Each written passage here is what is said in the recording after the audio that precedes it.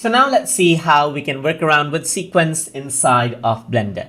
So in order to work around with sequence, I'm going to go around over here and draw out the circle right here. And then I'm going to go around over here on to the end, like in 70 frame, and then draw out another circle right here. And in the middle, let's say I'm going to draw out this kind of an oval, just like this, as you can see. So now there's nothing in between, as you can see right here. And now what I'm going to do is, let's say I want to create the in-between frames, and I want the in-between frames to be generated. So in that case, I can just keep the cursor right here on the center. Then I can go to draw right here.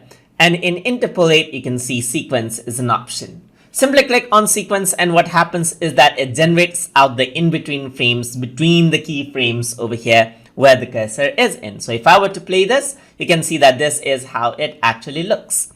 And similarly over here, there's no in-between keyframes right here. So if you want to generate that out as well, then you go to draw right here, go to interpolate and go to sequence, and then this is what you have. It's not perfect right here. It does not work out every time, but you can see that this is what you have now. So you can see that it is the sequence just like this. Let me just press Ctrl Z right here, and then let's say I'm going to draw out another circle right here as a keyframe. Now let's see how that actually works out. So I'm going to go around with the interpolate right here. So now it works like that, as you can see. And then I can go around into interpolate and sequence, and that is what you have. So now this is the result, as you can see right here. So it just goes around and then animates out just like that. And that is how you can work around with sequence inside of 2D animation, inside of Blender.